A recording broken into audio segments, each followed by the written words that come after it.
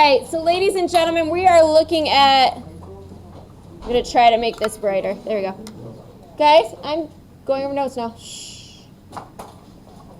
We're looking at logic terms, and today is the 7th. So I did type these up, so I'm just going to try to reveal them, and I'm going to try to read them slowly so you guys can get them all. We're going to start with inductive reasoning.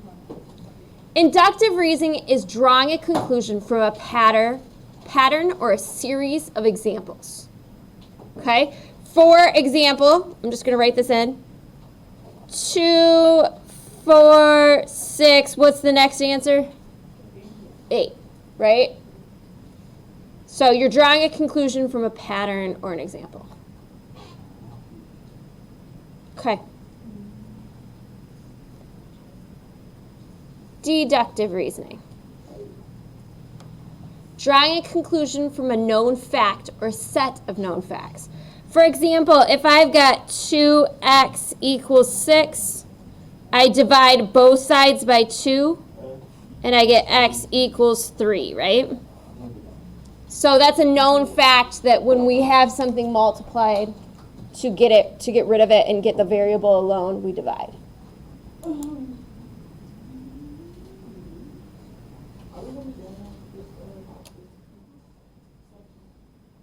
Like algebra?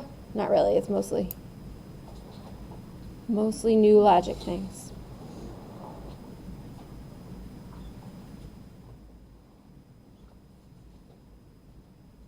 Okay. Conditional statements. Guys, if we continue to talk, you will not be allowed to sit in those seats anymore. A conditional statement is a statement that has a condition in it and then a result that happens when that condition is met. So it's that hypothesis and conclusion. Okay? So, if 2 angles sums is 180 degrees, then it is supplementary angles. That's a conditional statement. It's got that if-then.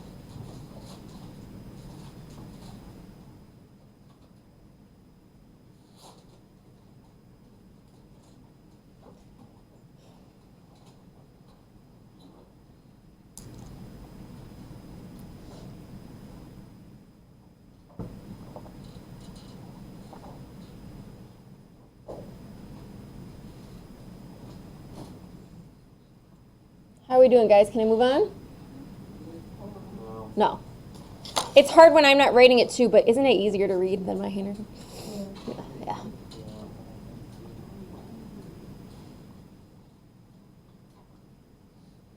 Okay. If-then, a conditional statement written as an if-then format. So sometimes we have conditional statements that aren't written as if-then, but you won't see many of them in geometry. We do almost all of it as an if-then.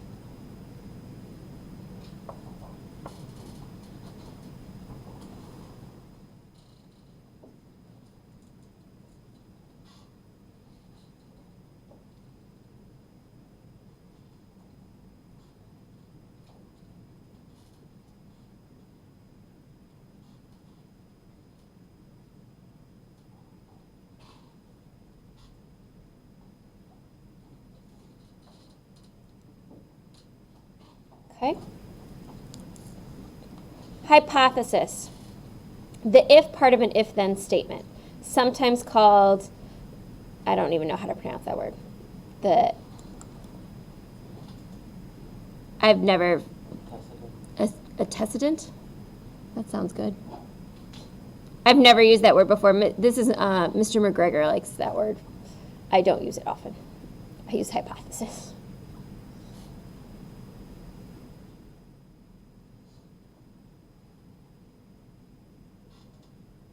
The if part of the if-then statement. What do you think the next thing I'm going to come up with and ask you about is? What's the next vocab word?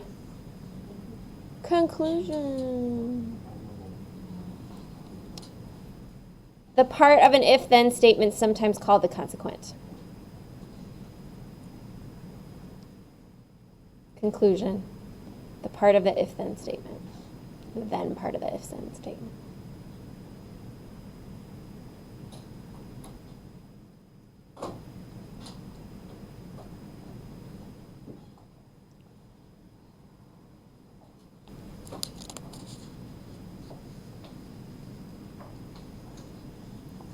Law of detachment. Seems silly, but it's very important. If the hypothesis, if the if part of an if-then statement is true, then the part must be true always, always, always, and twice on Tuesdays.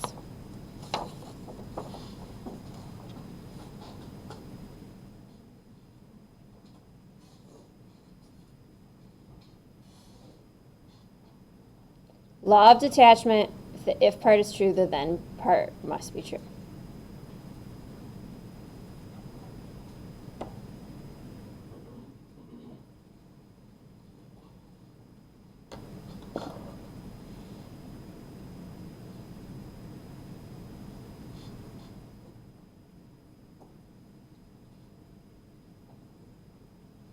I've got 6 more, guys. So you're...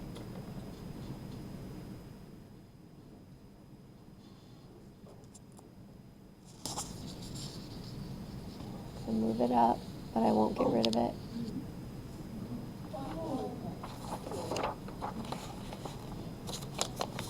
Guys okay? Do I need to move it back down? You need conclusion?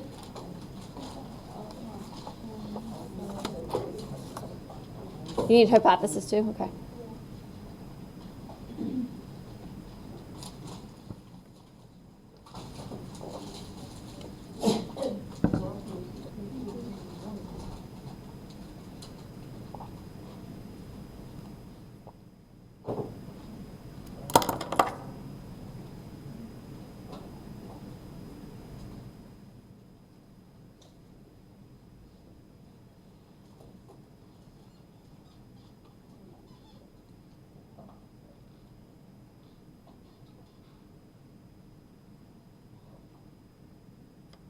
Anybody still need hypothesis and conclusion?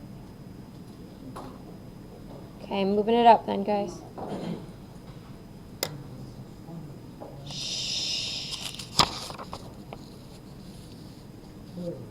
Okay. We start with law of syllogism. This is symbolic form where P stands for the hypothesis, Q stands for the conclusion. And then in this case, the Q became the hypothesis and R is the conclusion. So law of syllogism is 2 or more conditional statements put together to form a conclusion by combining the hypothesis of one statement with the conclusion of another. Okay. If today is Monday, then we have school. We have school, so we're in math class first hour. So we can say, if it is Monday, we're in math class first hour. That's an example of the law of syllogism.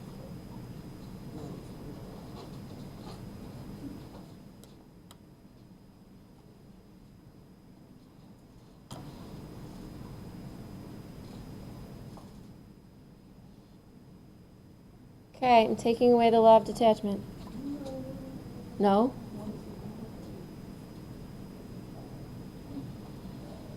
I will not take it away then.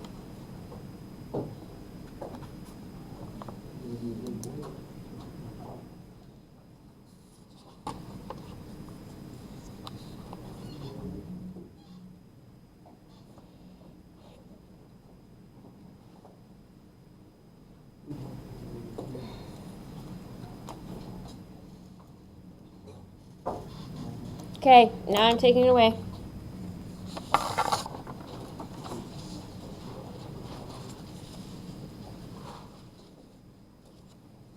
All right, negation. See that little funky thing in front of P? That means negating. A statement that has the opposite meaning of a given statement, often constructed by adding a not to the original statement. Shh. Negation, a statement that has the opposite meaning of its given statement, often constructed by adding a not to the original statement.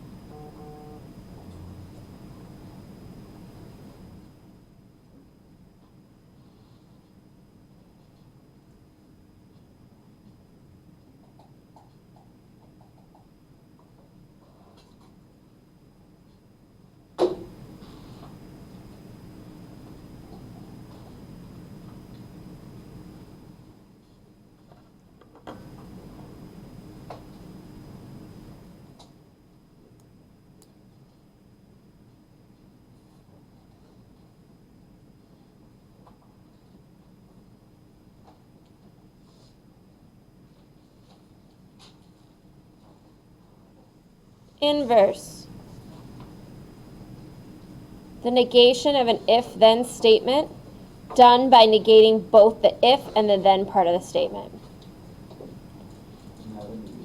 So if your original statement is like, if it is cloudy outside, then it's raining, an inverse would be like, if it is not cloudy outside, then it is not raining. Yep. Can you have an inverse of the inverse? I won't do that to you. Yes, you can, but I won't do it to you. I'm mean, but not that mean.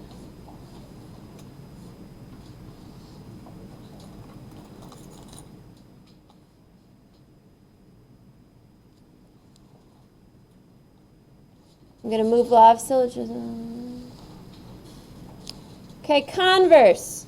Made by switching the hypothesis for the then conclusion.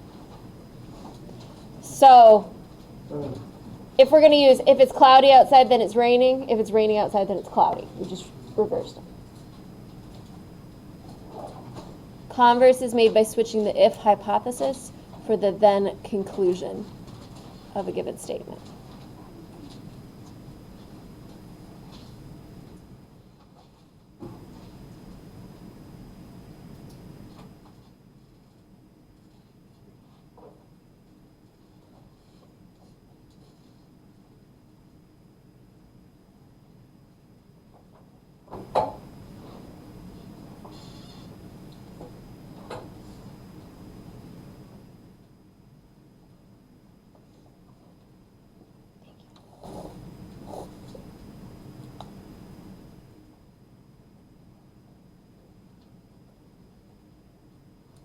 Okay, we're going to look at contrapositive. Contrapositive. A combination of the inverse and the converse of a given if-then statement.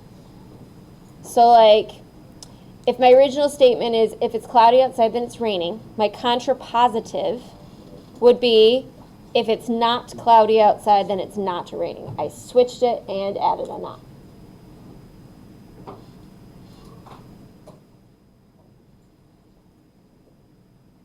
So if your original statement, again, if it's cloudy outside, then it's raining. If it's not raining outside, then it's not cloudy, would be your contrapositive. And we're going to do other examples too, not just my verbal ones.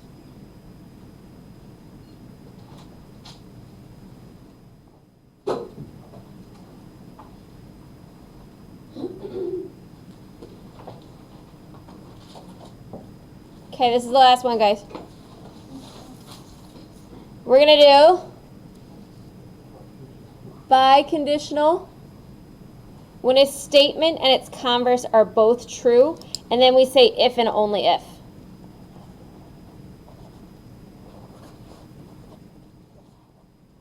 So for example, let's say that's true. Let's say if it's cloudy outside, it's raining. If it's raining outside, then it's cloudy. I'm not saying they are, but let's say that it is true. Then we could say, if it's cloudy outside, if and only if it's raining. We can't really do that one. There's lots of times it's cloudy and it's not raining. Better is a mathematical one, like if two angles add up to 180 degrees, then it's supplementary. If it's supplementary, it adds up to 180 degrees. Those are both true statements. So if two angles add up to 180 degrees, if and only if they're supplementary. Or they're supplementary if and only if they add up to 180 degrees.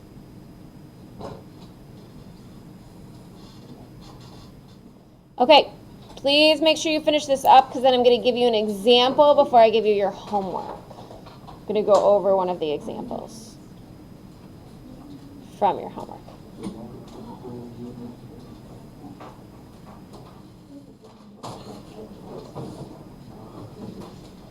Make sure you have them all written down, because these are the ones that your next quiz is going to be on these. You're going to have to use this information to be able to do it.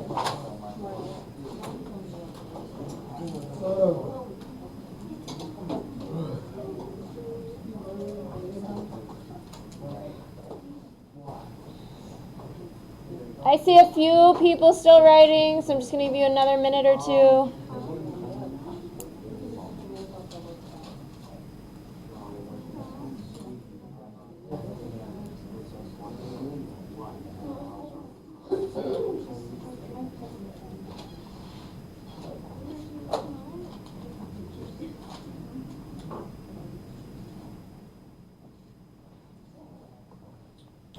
Okay, my people who might need another minute, I will put this back up here, but I want to move on for people who have been waiting patiently.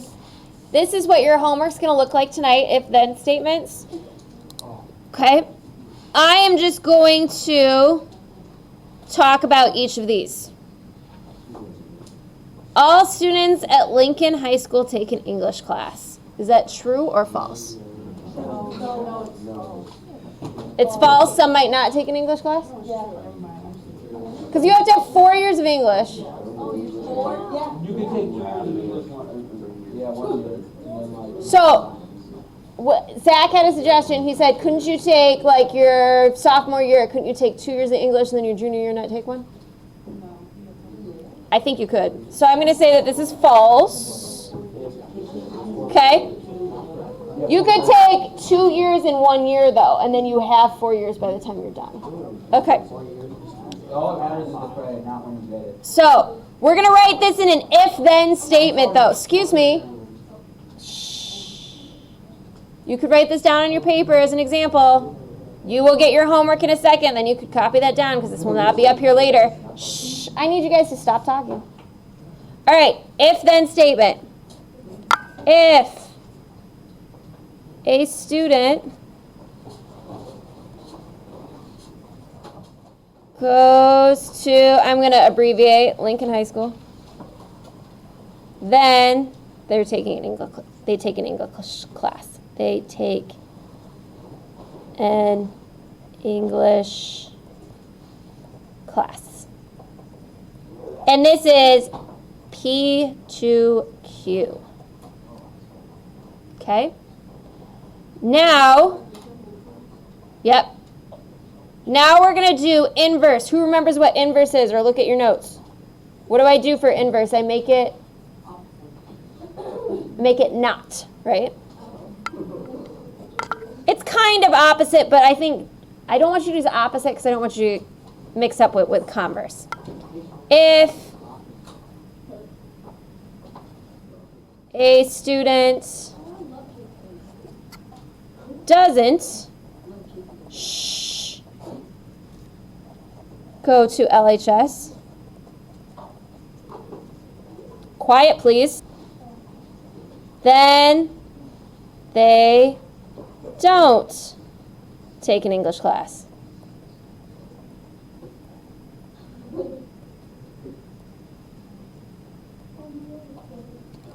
Okay? This is not P to not Q.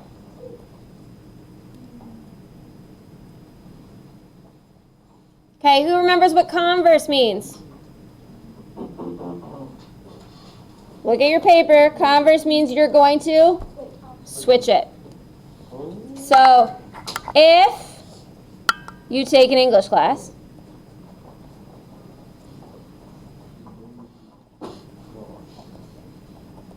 can I help somebody? If we're talking, I'm assuming you have a question about this, because why else would you be? If you take an English class, then you go to LHS.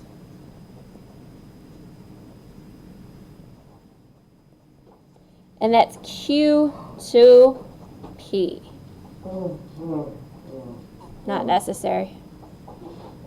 Contrapositive. Anybody remember what contrapositive is? It's the same thing as converse. You switch it and you add a not. So let's go back. We didn't circle if they're true or false. If you are a student who doesn't go to LHS, then you don't take an English class? False. Because if you go to a different school, you could be taking English. If you take an English class, then you go to LHS, I would say that's false as well, right? Because again, if you go to Pinckney, you're still taking an English class, right? Contrapositive. Please stop talking. Guys, If you don't take an English class, then you don't go to LHS.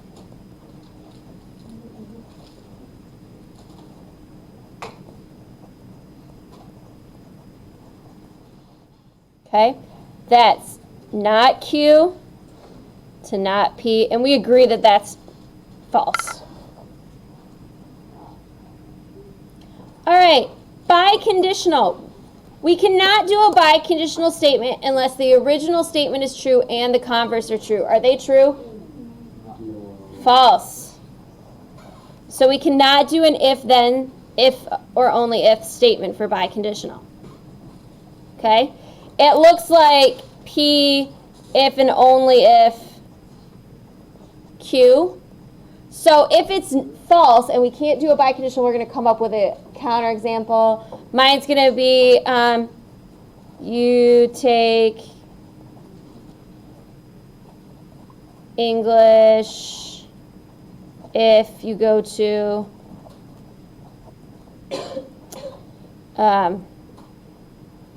I don't know, Saline. Okay, that can be your counterexample. Okay, so I've done this one for you. I haven't given you your homework yet, so you are going to have to copy it from your notes. You guys are going to get your homework. I'm going to give it to you in just a second, but I am going to put back up the vocab that people missed. But the rest of this is practice for your homework. Your quiz on Thursday looks really similar to this. We're going to keep doing this in different ways, okay, so that you guys can get all of this.